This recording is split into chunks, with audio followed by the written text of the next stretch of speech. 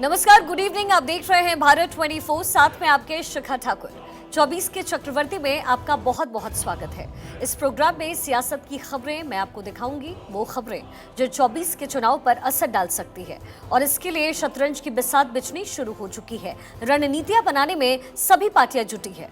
24 के चक्रव्यूह में आज जिन मुद्दों पर हम बातचीत करेंगे उनमें सबसे पहला मुद्दा होगा, मोदी सरकार ने अपना मास्टर स्ट्रोक चलते हुए महिला आरक्षण बिल को लोकसभा में पेश कर दिया। अब 20 सितंबर को यानी कल इस बिल पर लोकसभा में चर्चा होनी है। इस खबर के बाद आपको दिखाएंगे कि सपा के स्वामी प्रसाद मौर्य लगातार विवादित बोल बोलते ही जा रहे हैं और रुकने का नाम बिल्कुल नहीं ले रहे। वहीं 23 सितंबर को प्रधानमंत्री मोदी वाराणसी आ रहे हैं, जहां वो कई सौगात देने वाले हैं। और यूपी के सीएम योगी आदित्यनाथ का अनोखा अंदाज भी आपको हम दिखाने वाले हैं। लेकिन सबसे पहले आज बात करेंगे उस खबर की जो आज पूरे दिन सुर्खियां बटोरती रही, यानी महिला आरक्षण बिल। महिला आरक्षण बिल को नारी वंदन अधिनियम नाम दिया गया, जिसे लोकसभा में पेश किया गया। यानी अब लोकसभा और विधानसभा में महिलाओं को 33% आरक्षण मिलेगा। सदन में क्या कुछ हुआ और आरक्षण का फॉर्मूला क्या कुछ रहने वाला है, वो एक रिपोर्ट के जरिए पहले आपको दिखाते हैं। हमारी सरकार आज एक प्रमुख संविधान संशोधन विधेयक प्रस्तुत कर रही है।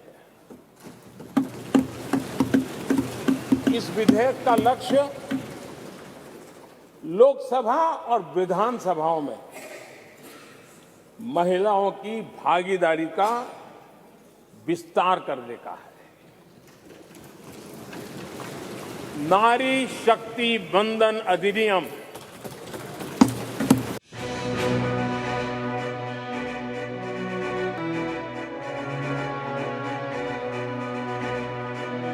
नई संसद का पहला दिन ऐतिहासिक पल का साक्षी बना।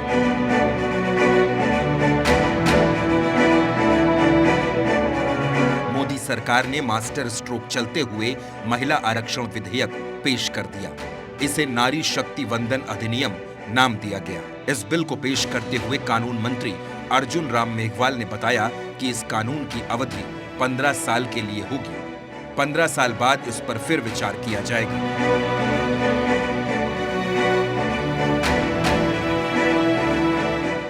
यानी अब लोकसभा में 82 की जगह 181 महिला सांसद होंगी। लोकसभा की 181 सीटें महिलाओं के लिए रिजर्व होंगी।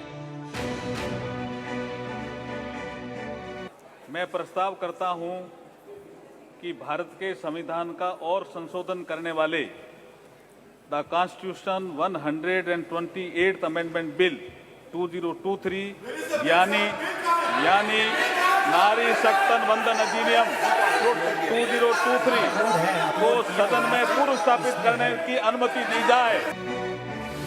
543 का 33% यानी 181 सीट, 84 का 33% यानी 28 सीट, 47 का 33% यानी 15 सीट। महिला आरक्षण वाली सीट कैसे तय होगी? 15 साल के लिए रिजर्व होगी सीट, 15 साल बाद रोटेशन होगा, 15 साल बाद रिजर्व सीट बदलेगी। लोकसभा में कुल रिजर्व सीट 181, SC ST महिला के लिए रिजर्व 43 सीट, सभी वर्गों की महिलाओं के लिए 138 सीट। महिलाओं को आरक्षण देने के लिए पेश किए गए नारी वंदन अधिनियम पर अब 20 सितंबर को लोकसभा में और 21 सितंबर को राज्यसभा में चर्चा होगी। महिलाओं को अपने पाले में लाने के लिए इस फैसले को मोदी के मास्टर स्ट्रोक के तौर पर देखा जा रहा है। Bureau report, Bharat 24। और अब एक बड़ा सवाल ये भी है कि बीजेपी को इस महिला आरक्षण से कैसे फायदा होने वाला है, वो भी आपको समझा देते हैं। राजनीतिक वोट का फायदा और सीट का बंटवारा, साथ ही सामाजिक जाति मैनेजमेंट और धर्म मैनेजमेंट, ये दोनों चीजें हो जाएंगी। डिप्लोमैटिक भारत की छवि और ज्यादा मजबूत होगी। ग्लोबल वादा भी पूरा होगा। आर्थिक जीडीपी ग्रोथ होगी और महिलाओं के पास पैसा भी होगा। और इसी के लिहाज से वोट बैंक की जो राजनीति है वो भी कहीं ना कहीं पूरी हो जाएगी। वही 33% के इस आरक्षण से बीजेपी को 2024 में कैसे फायदा होगा, ये भी आप समझिए। सामाजिक स्तर पर वो भी आपको बताते हैं कैसे फायदा होगा। सामाजिक स्तर की बात करें तो जाति मैनेजमेंट होगी, ओबीसी वोट में ज्यादा मजबूती, आरक्षित सीट में बढ़त और कोटा में कोटा का फायदा संभव हो पाएगा। वहीं धर्म मैनेजमेंट के लिहाज से अगर बात करें तो हिंदू वोट में विभाजन रुकेगा, मुस्लिम महिला वोट में बढ़त और सनातन विवाद का फायदा बीजेपी को पूरी तरीके से 2024 के चुनाव में मिलेगा। 2014 में बीजेपी को 29% महिलाओं ने वोट किया था, जबकि 2019 की बात करें तो 2019 में 36% महिलाओं ने बीजेपी को वोट किया। और अब माना यह जा रहा है कि 2024 यानी अगले साल जो आम चुनाव है उसमें महिलाओं का बड़ा वोट बीजेपी को हासिल होगा। जाहिर तौर पर आरक्षण का पूरा फायदा बीजेपी को यहाँ मिलेगा।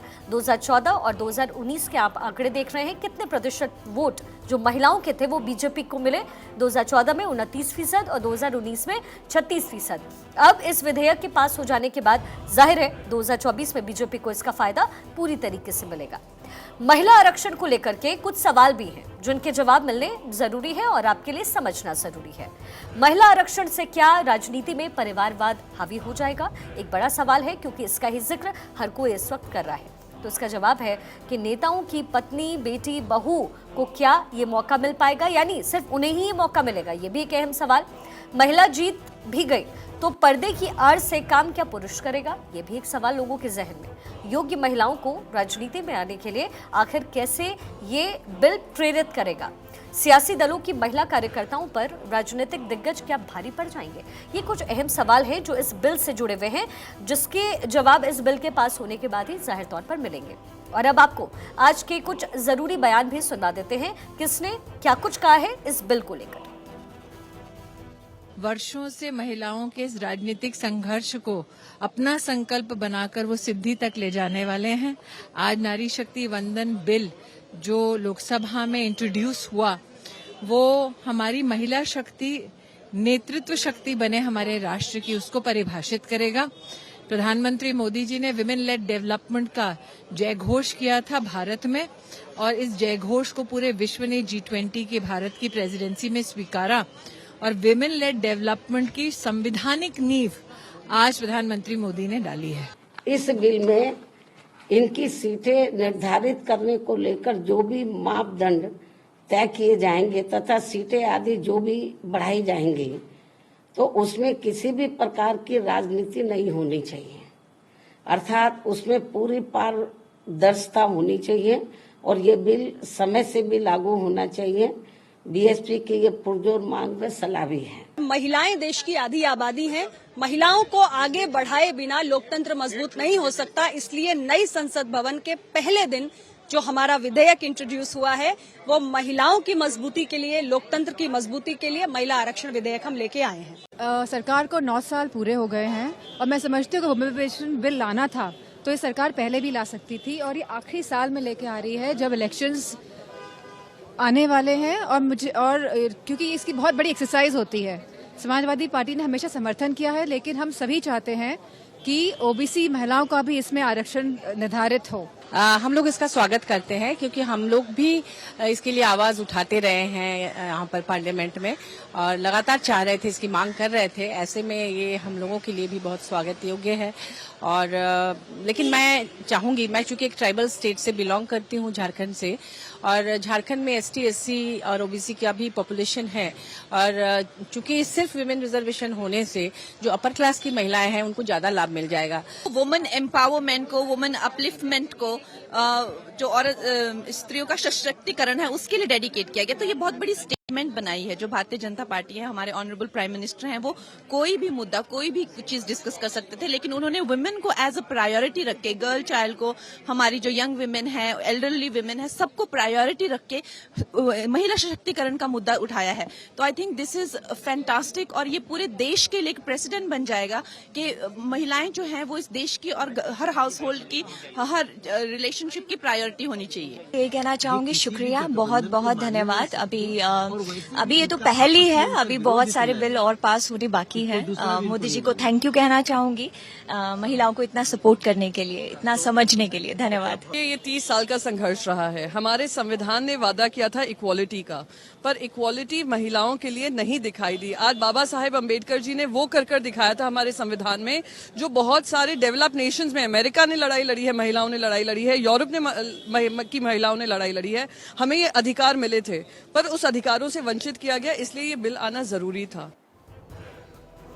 सीएम योगी के आपने कई अंदाज देखे होंगे, लेकिन आज हम आपको योगी का अनोखा अवतार दिखाएंगे, जहां मुख्यमंत्री मास्टर साहब बन के बैठे हैं। वाराणसी दौरे पर सीएम योगी पहुंचे अटल आवासीय विद्यालय, जहां योगी मास्टर के रूप में नजर आए। योगी ने डिजिटल ब्लैक बोर्ड पर अंग्रेजी में लिख करके कई सवाल पूछे। मुख्यमंत्री ने डिजिटल साइन बोर्ड पर बच्चों से शहरों के नाम पूछे, साथ ही उनके स्कूल और प्रिंसिपल का नाम भी पूछा।